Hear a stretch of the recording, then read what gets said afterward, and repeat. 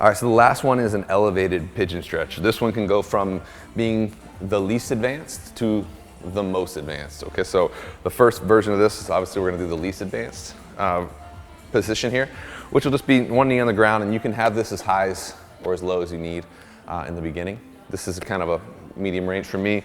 Basically, it's a little lower than my hip, so it's not so bad. What you wanna be able to do is bring that foot up on top of the bench and get that nice horizontal parallel shin. From there, make sure your hips are squared off. For some of you, this could be a big enough stretch. From here, just stretching, we're gonna do that same stretch that we did in the 90-90. We're gonna get some anterior pelvic tilt, get the chest tall, except for we're not gonna turn our spine over our femur. We're gonna keep it squared off hips. Hands are planted to keep this thing from moving. Chest is tall, anteriorly rotate the hips. So like this, posterior, anterior. Chest is tall, and we're gonna bow forward.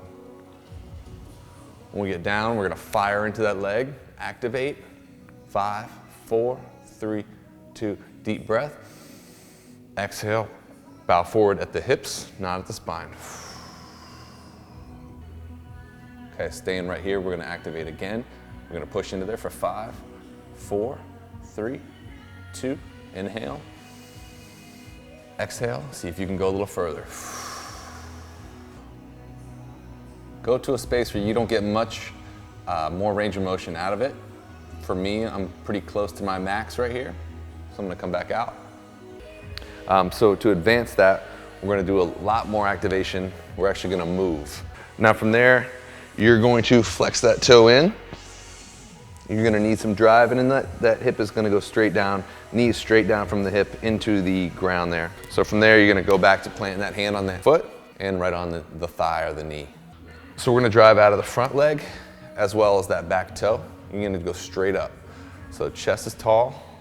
I'm gonna put my hands right on top of the knee and the foot. I'm gonna drive out of those two, up. Pause for a second, control it back down.